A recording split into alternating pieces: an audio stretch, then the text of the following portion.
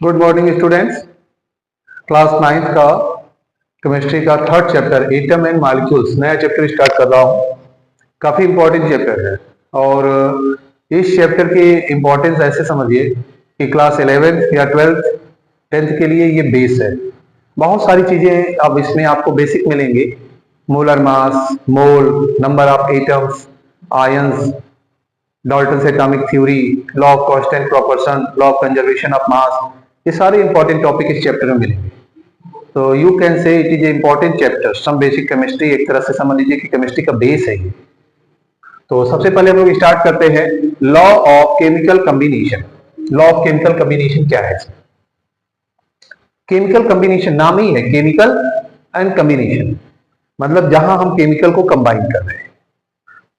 तो the chemical combination are based on certain law are known as law of chemical combination. It gives two law. Combination दो तरह के हैं, इसमें दो तरह के लॉ दिए गए हैं, law of conservation of mass, law of constant proportion. तो law of conservation of mass में क्या है? The total mass of product of chemical reaction is equal to mass of reactant that have combined. मतलब एक chemical reaction है तो इसमें reactant का टोटल मास और प्रोडक्ट का, मतलब दोनों का मोलर मास अगर हम लोग देखेंगे तो इक्वल रहेगा। तो इसका मतलब क्या हो गया कि फॉर्म बदल रहा है, मास नहीं बदल रहा है। तो इसको हम लोग एक अदर वर्ड में ऐसे भी लिख सकते हैं आर। इसमें जैसे एक थ्योरी होती है, the mass can neither be created, the mass can neither be created, the mass can neither, ठीक है, neither be created nor destroyed, but it convert one form to another. The mass can, ठीक है, can neither be created, can neither be created nor destroyed. हमेशा मास क्या रहेगा? Same रहेगा। तो ये है लॉ ऑफ कंजर्वेशन ऑफ मास। जैसे कि एग्जांपल लेते हैं, एक रिएक्शन है H2 प्लस Cl2। ये रिएक्शन हो रहा है, इसमें रिएक्टेंट क्या है? H2 plus Cl2। रिएक्टेंट क्या होता है? जो केमिकल्स हम रिएक्ट करते हैं लेफ्ट साइड में जिसको शो करते हैं, जो कंबाइंड हो रहे हैं वो रिएक्टेंट है, और राइट में हमारा क्या है? यहाँ पर 2HCl। दोनों कंबाइन होने के बाद यहाँ पर जो है जो प्रोड्यूस हुआ 2HCl, हाइड्रोक्लोरिक एसिड। कभी भी इसमें एक कंडीशन हमेशा अप्लाई करना है कि बैलेंस इक्वेशन होना चाहिए। Balance equation means number of atom should be equal in both side. कैसे चेक करेंगे? हाइड्रोजन कितने एटम है? There are 2 atom in left hand side. अब इधर देखते हैं 2 इंटू एच, हाइड्रोजन के कितने हैं राइट हैंड साइड में? 2। क्लोरीन के यहाँ कितने एटम है? 2। और यहाँ पर 2 इंटू Cl, 2 8, दोनों तरफ बराबर है। तो नंबर ऑफ एटम इक्वल है, मींस ये क्या है? Balance equation, balance equation. अब इसमें देखते हैं LHS, मास देखते हैं लेफ्ट हैंड साइड का। लेफ्ट हैंड साइड में हाइड्रोजन के कितने एटम है? 2। क्लोरीन के कितने एटम है यहाँ पे? 2। इसके लिए एटॉमिक मास याद होना चाहिए। 2 इंटू एच हाइड्रोजन का 1 होता है, 2 इंटू क्लोरीन का एटॉमिक मास होता है 35.5। देखिए यहाँ पर अगर एटॉमिक मास याद नहीं रहेगा तब दिक्कत आएगी। तो atomic mass, atomic number, valency, ये टेबल 20 तक कम से कम कर लीजिए। तो यहाँ पर हो गया 2 और यहाँ 35.52, 73 आया। इसका मास हो गया 73 ग्राम लेफ्ट हैंड साइड का। अब राइट हैंड साइड में आते हैं। राइट हैंड साइड में देखते हैं क्या है। Right hand side 2HCl, 2 bracket में H, हाइड्रोजन का 1 एटम, Cl का 1 एटम। टोटल कितना हुआ? 2 ब्रैकेट में 1 प्लस Cl का 35.5, तो 2 इंटू 36.5, 73 ग्राम। यहां पर भी सेम आ गया। तो यहां पर LHS और RHS दोनों मास सेम हो गया। ये क्या शो कर रहा है? LHS यहां पर हो गया LHS equal to RHS। It show law of conservation of mass. It show law of conservation of mass. तो ये समझ में आया, law of conservation of mass हमेशा इक्वल रहेगा। इसी पे एक क्वेश्चन आपको कराते हैं लॉ ऑफ कंजर्वेशन ऑफ मास पे, आप इसको कर लीजिए। एक क्वेश्चन इसमें हम अभी कंप्लीट करा रहे हैं लॉ ऑफ कंजर्वेशन ऑफ मास पे।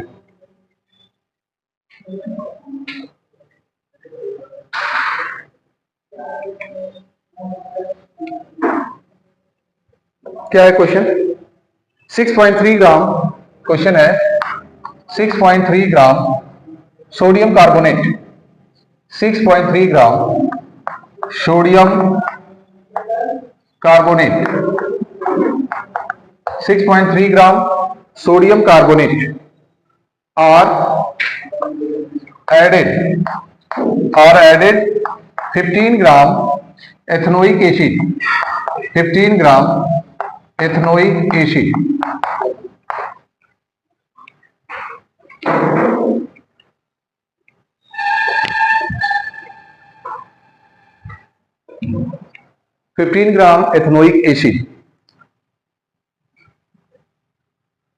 and produce 18 gram product and CO2 gas. ये इसका प्रोडक्ट है। Find the mass of CO2 gas, find the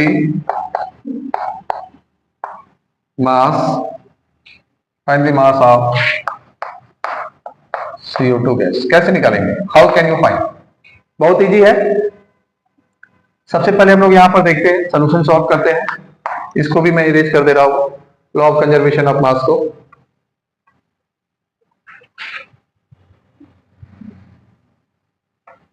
law of conservation of mass. अब यहां पर क्या हो गया सोल्यूशन में? सबसे पहले रिएक्टेंट लिखेंगे। रिएक्टेंट में क्या है? सोडियम बाइकार्बोनेट, सोडियम कार्बोनेट या सोडियम बाइकार्बोनेट लिखिए, सोडियम बाइकार्बोनेट। तो सोडियम बाइकार्बोनेट का फार्मूला होता है Na2CO3, लेकिन हमें यहाँ पे सिर्फ स्टेटमेंट लिखना है। यहाँ पे हमें बैलेंस रिएक्शन नहीं करना है, यहाँ पर हमको मास ऑफ कंजर्वेशन शो करना है। Plus ethanoic acid, ethanoic acid को ही हम लोग एसिटिक एसिड भी कहते हैं। तो बन क्या रहा है? प्रोडक्ट और यहाँ पर CO2 गैस। तो ये कितना है? 6.3 ग्राम। ये कितना है? 15 ग्राम। और यहां पर प्रोडक्ट कितना बना? 18 ग्राम। और CO2 को मान लिया यस।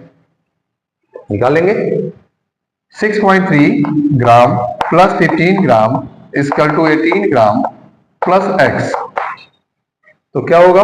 इसको ट्रांसफर कर दीजिए, इसको ऐड करिए, 21.3 ग्राम और इसको इधर लाइए, 18 ग्राम माइनस हो गया इक्वल टू x। तो 21.3 माइनस 18 3 हुआ, x इक्वल टू 3 ग्राम। तो कितना प्रोड्यूस होगा? It produce 3.3 gram. It produce 3.3 gram carbon dioxide. ये निकल गया, इजी था। ऐसे ही ये इस पे क्वेश्चन होते हैं। अब लॉ ऑफ कांस्टेंट प्रोपोर्शन बता देते हैं, आपका एक टॉपिक है important.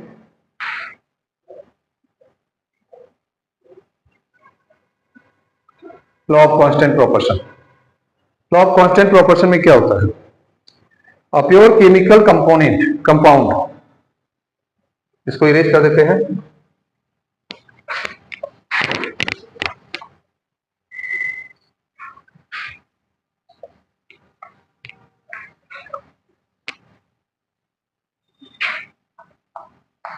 Law of constant proportion, इसमें रेशियो देखते हैं। रेशियो हमेशा क्या होना चाहिए? इक्वल होना चाहिए। रेशियो के बेस पे है। क्या हो गया इसमें? A chemical compound,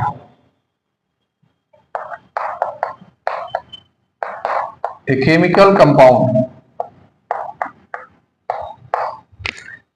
always, chemical compound में जो एलिमेंट्स का रेशियो होता है वो हमेशा क्या होता है? Consist same elements. Always a chemical compound always consist same elements, same elements. जैसे कोई भी रिएक्शन है, वाटर है, तो वाटर के अंदर कौन कौन से एलिमेंट्स हैं? फार्मूला है वाटर का H2O। Hydrogen oxygen. तो हाइड्रोजन और ऑक्सीजन का जो रेशियो है वो हमेशा सेम रहेगा, चाहे हम क्वांटिटी बल्क क्वांटिटी लें या स्मॉल क्वांटिटी लें, लेकिन रेशियो दोनों सेम होगा। अभी मैं इसको करके दिखाता हूं आपको, जो है that are combined together, that are combined together. जब भी अगर हम इनको एक साथ कंबाइन करते हैं, that are combined together in a fix proportion, in a fix proportion. इनका जो प्रोपोर्शन होगा, हाँ, फिक्स प्रोपोर्शन। कैसे? बाय मास, मास के अकॉर्डिंग। अब जैसे हम लोग देखते हैं, सच है, एक एग्जांपल लेते हैं, H2O। तो इसमें हाइड्रोजन और ऑक्सीजन का रेशियो क्या है? अब हाइड्रोजन के इसमें एटम 2 है, तो यहां पर 2 इंटू हाइड्रोजन का एटॉमिक मास 1। ऑक्सीजन का यहां पर क्या है? 1 एटम है, 1 इंटू 16।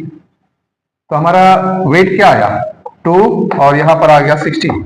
इसको कैंसिल करेंगे, 1:8। देखिए ये 1:8 आया। मतलब ये एक बूंद वाटर ले, 1 ड्रॉप, या जो है बल्क क्वांटिटी में पूरे ढेर सारे, जितना 10 मोल 20 मोल जितना भी अगर निकालना हो, उनका रेशियो हमेशा सेम आएगा। अमेरिका हो, लंदन हो, इंडिया हो, इससे फर्क नहीं पड़ता, ये रेशियो हमेशा सेम रहेगा। इसीलिए तो इसका नाम है लॉ ऑफ कांस्टेंट प्रोपोर्शन। अब इसी क्वांटिटी को हम बढ़ा के देख लेते हैं, जैसे ऐसे कर लेते हैं, सपोज दैट एग्जांपल 10H2O ले लिया। देखिए क्वांटिटी बढ़ा दिया, यहां क्या था? 1 मोल, और यहां कितना है? 10 मोल, 10 गुना ले लिया, 10 टाइम्स। फिर देखते हैं हाइड्रोजन का, hydrogen is to oxygen. Hydrogen के कितने एटम है? 10 इंटू 2, 10 इंटू 2 20। हाइड्रोजन के 20 एटम्स हैं, और एटॉमिक मास क्या होता है? 1। एटॉमिक मास हो गया 1। अब यहां 10 इंटू O, कितने ऑक्सीजन के एटम है? 10। तो यहां पर क्या हो जाएगा? ऑक्सीजन का कितना हो गया? 60। ऑक्सीजन का हो गया 60, तो यहां पर हो गया 20:160। अब 0 से 0 को कैंसिल, फिर 2 से और इसको काटेंगे, 1:8। देखिए सेम रेशियो आया ना। क्वांटिटी जबकि मैंने कितना किया था? यहाँ 1 मोल था, और यहाँ 10 टाइम्स, मैंने 10 गुना ज्यादा ले लिया था, लेकिन हमेशा यहाँ पर सेम रहे। तो ये हम लोगों का जो है एक क्वेश्चन हो गया। इसी पे एक क्वेश्चन और करा दे रहे हैं। क्वेश्चन है, मैं बोल रहा हूं, hydrogen and oxygen are in ratio.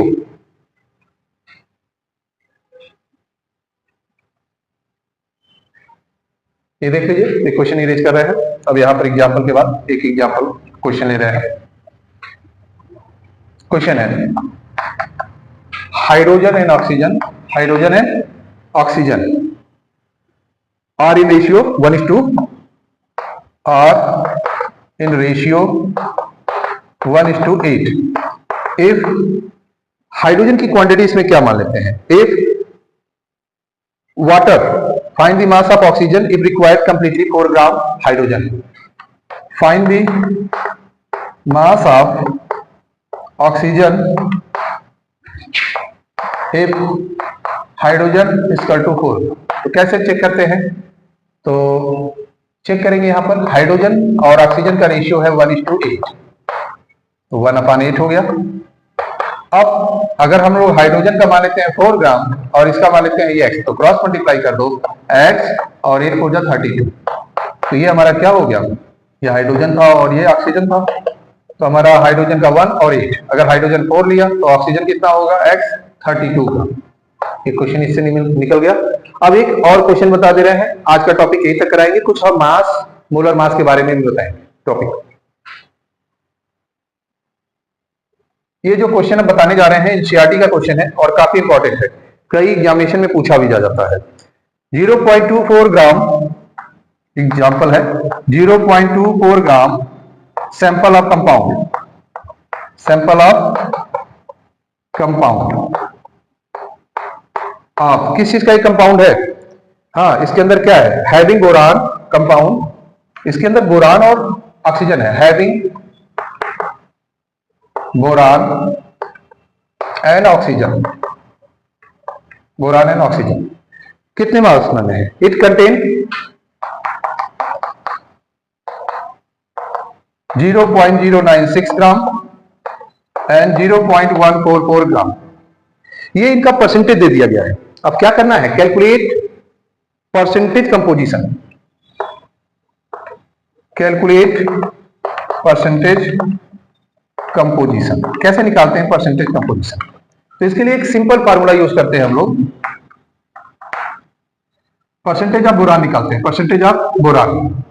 कभी भी आप लोग जैसे आप लोग परसेंटेज निकालते हो, मार्क्स कैसे निकालते हो, मान लीजिए कि आपका 500 में 360 आ गया या 350 आ गया, तो 350 क्या है मिनिमम और 500 क्या है मैक्सिमम, तो 350 इंटू 100 अपॉन 500 करते हो, मतलब minimum into 100 by maximum, minimum into 100 by maximum, ये फार्मूला यूज करते हो।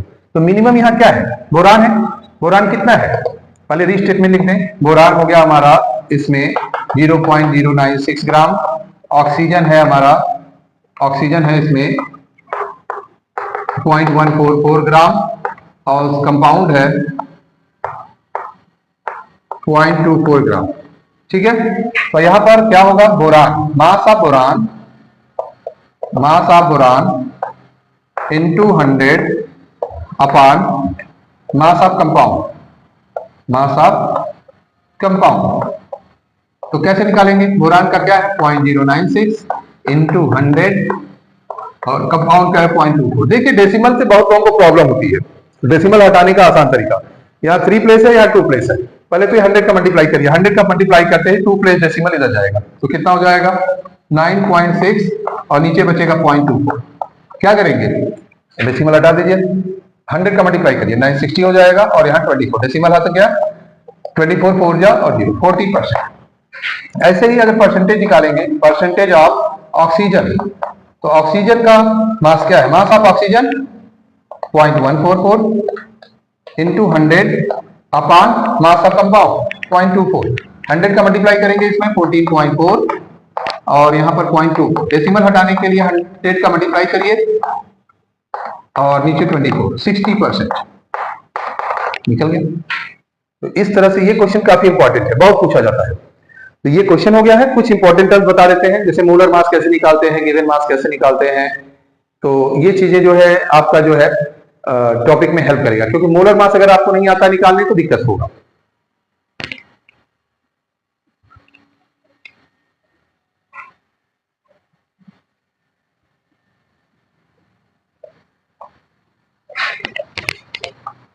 मोलर मास, जैसे find the molar mass, find the, किसी को मॉलिक्यूलर मास भी कहते हैं, मोलर मास। जैसे इसमें फर्स्ट दे दिया CO2, सेकेंड दे दिया CH4, थर्ड दे दिया HNO3 और फोर्थ दे दिया आपका H2SO4 सल्फ्यूरिक एसिड। फार्मूला देता है तो आपको तो पहला काम करना है बेटा कि एक लिस्ट बनाइए, 1 से 20 तक का atomic mass, atomic number learn करिए। कम से कम आपके जो कंपाउंड है सेकेंड थर्ड फोर्थ चैप्टर में, वो सारे कंपाउंड 10-20 एसिड के नाम, बेस के नाम और पूरा जो है सॉल्ट। तो मैं एक दिन नेक्स्ट सेशन में आपको एक लिस्ट ये दूंगा, एटॉमिक नंबर और कंपाउंड्स, उनके केमिकल नेम, केमिकल फार्मूला, कम से कम ये बेसिक चीजें हैं, हमेशा काम आएंगी, तो इनका याद रहना चाहिए। अब देखिए जैसे मैं एक एग्जांपल बता देता हूं सल्फ्यूरिक एसिड का, बाकी निकालेंगे आप। तो कैसे है सल्फ्यूरिक एसिड, हाइड्रोजन के कितने एटम है, how many atoms of hydrogen in this compound, 2 atoms है हाइड्रोजन के। सल्फर का कितना है 1, ऑक्सीजन के कितने हैं 4। तो पहले तो आप क्लासिफाइड कर लीजिए कि कितने कितने एटम्स जो है इस कंपाउंड में है। अब उनका फार्मूला, एटॉमिक मास सीधे रखिए, हाइड्रोजन का एटॉमिक मास 1, सल्फर का 32 और ऑक्सीजन का 16।